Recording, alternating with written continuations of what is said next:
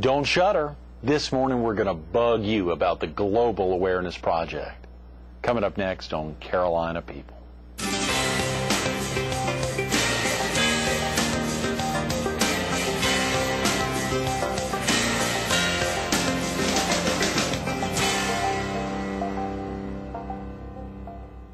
Good morning. Welcome to Carolina People. This morning we're at the Haberdashery Gentlemen's Clothiers at the Blackwater Market in historic downtown Conway. We're focused on the Global Awareness Project, and we're visiting with one of its co-founders, Carl Kerridge. Good morning, Carl. Greg, good to see you. What about this Blackwater Market? This place is amazing, isn't Fantastic. it? Have you walked all through here? Yeah, it's a great collection of shops, a little pizza joint, and just a real variety of stuff downtown now. Absolutely, and I know they were kind enough to let us in early on a Thursday morning. It's a tremendous, and a lot going on with you these days, Carl. Yes, I've managed to sort of set myself up with a very large project here on top of my normal work schedule, and it's certainly going well so far, and hopefully that's what we're going to talk about, share some information with you. Yeah, and of course you've been out of the country recently. It's tough to get you back even in the States, let alone historic downtown Conway. Yeah, I left for the month of February and took a documentary tour of Thailand. I went to Bangkok for a few days, up into the north, and then actually spent 2 weeks on the island of Koh Phi Phi, which was destroyed by the tsunami about a year before. And so I did a little documentary on the rebuilding after the tsunami and some of the projects that they've got going on there to help local people, but also to promote the tourist industry again, which is what it basically was known for. The Thailand tourist industry. Well, the Koh Phi Phi island especially. It was actually well known as a diving site. It's actually quite a world-famous dive site, and have all of the dive boats basically on the island, and most of the dive shops were destroyed by the tsunami. So it was devastating to their industry. Really, really was. But they're now rebuilding. They're rebuilding now with steel instead of bamboo. Right. They're putting down paved streets instead of just having dirt tracks. So it's good and bad. It's taking away a little bit from the island's sort of culture and being a natural resort, and it's now becoming, I guess, a little bit more of a tourist destination. How did they find you, Carl, or know about your expertise there as a Actually, I kind of found them. My brother is a diving instructor, and he had planned on visiting the island about a year ago, and a friend of mine was actually on the island during the tsunami and luckily survived, but certainly knew people out there that were injured and casualties. So when my brother decided to go out there, and he spent 6 months there last year as a diving instructor, and he's actually a staff trainer, so he instructs instructors.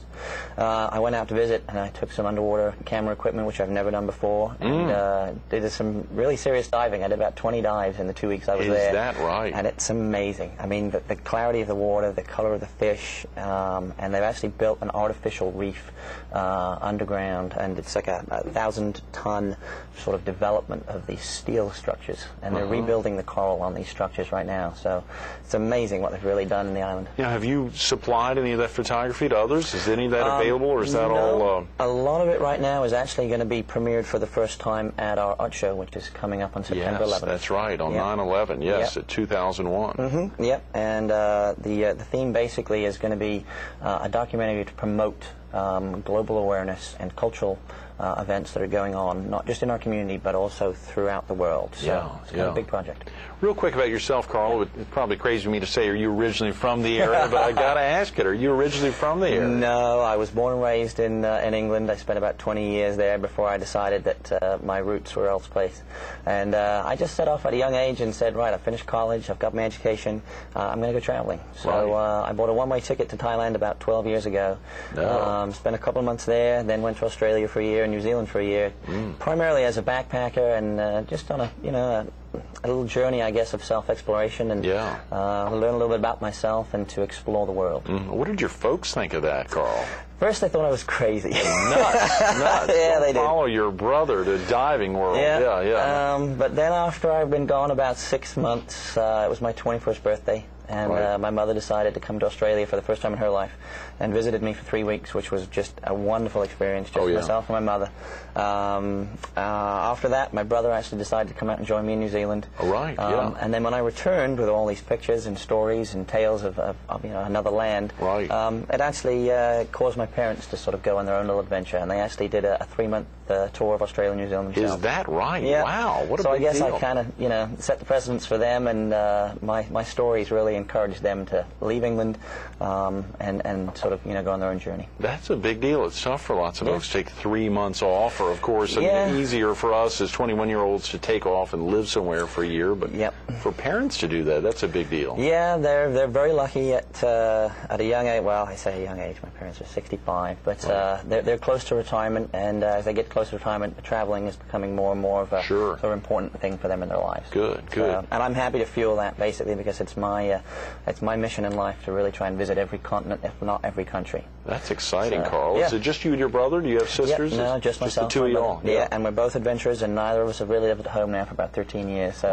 my poor parents. I know. That's right. And you're here, and he is in Thailand. He's actually now back in England, but only temporarily. He just goes home for the summer when Thailand actually has its monsoon season.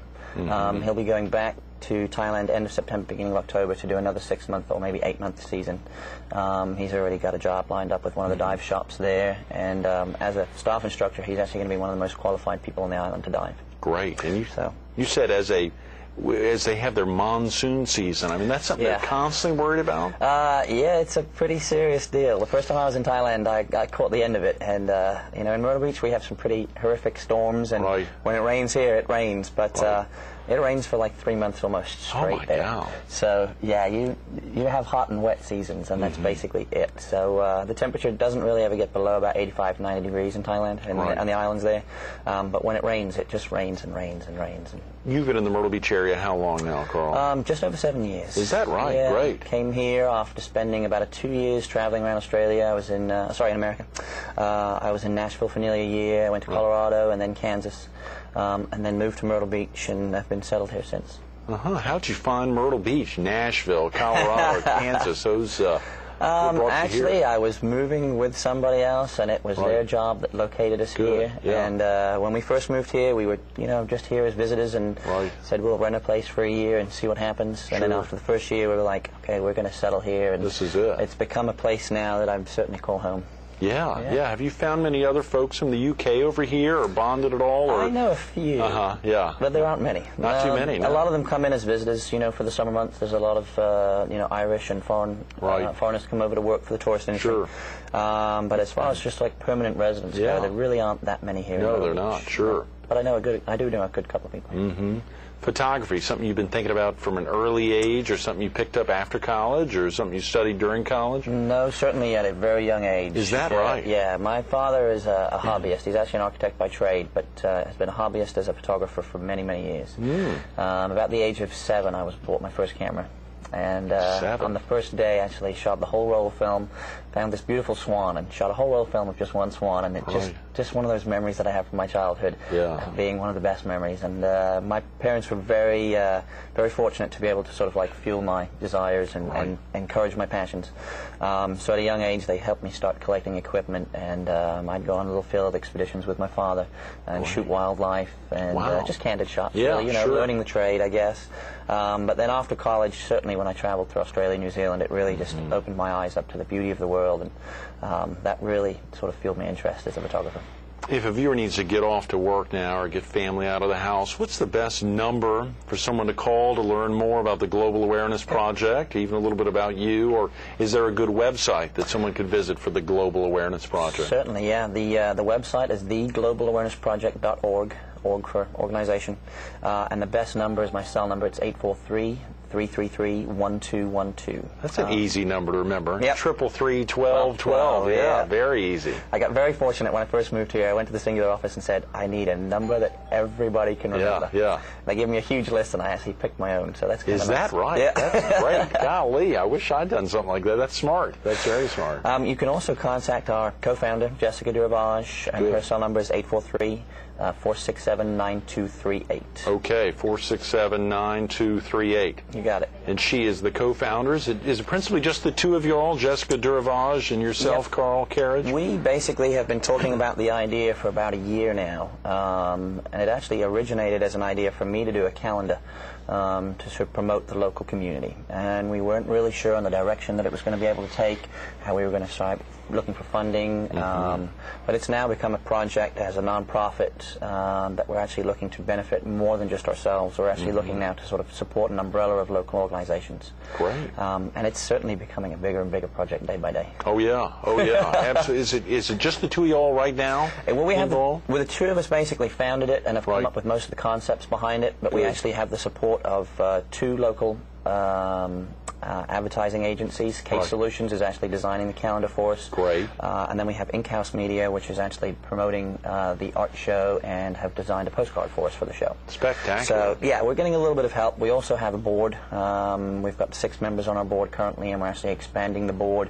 We're looking for about 11 people total. So if anybody is interested in joining our project, please contact us. Absolutely. 843-333-1212. You got it. Or theglobalAwarenessProject.org. You got it. Yep. Very easy. And, of course, a lot of great information on there. And, obviously, we want to highlight some of the folks. Just break down the concept there of the calendar. You've got a calendar that'll be coming out. Yep. Have you set a date for when that'll actually launch? We're hoping to have the calendar out by December. To make it a 13th-month calendar.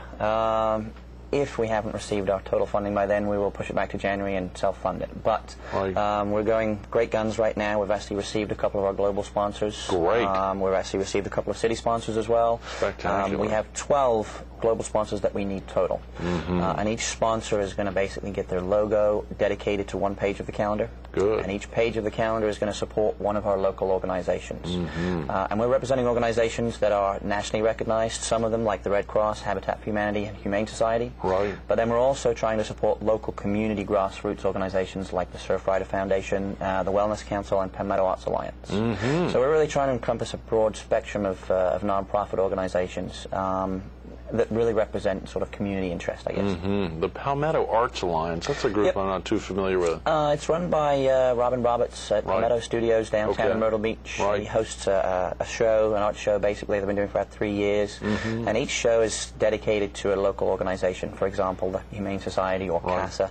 And they collect funds at the door, they raffle off prizes, and have a couple of auction items, and all of the money is donated to that auction, or that charity that evening. To that nonprofit. So, yeah, they do pretty well. They raise about $2,500 to $3,000 each night. They do a show, and 100% of the proceeds go to one of the local charities.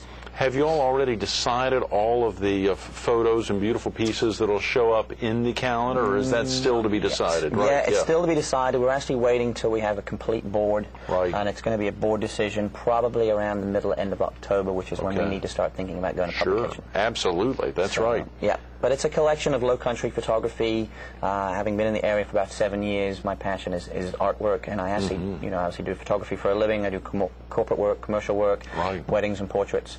But artwork, if I had a choice and could make a living from just that, would be my primary focus. Sure, and folks can check out your work online at carlkerridge.com or ckphotography.com. Some great stuff there. I went there early this morning, and a lot of beautiful photos. And Lynn Cole's got some beautiful stuff on there as well. Thank you. A lot of shots that you click on a picture there and think maybe I'll see 3 or 4 behind there, and then it keeps going down and down. And 24, 25 was a Murray family shot. It just kept going down and down there. Our website now currently contains about 25,000 images. Oh, come on. 25. Wait. Did you add an extra 0? 25,000? No. 25. Sorry, yes, 25,000.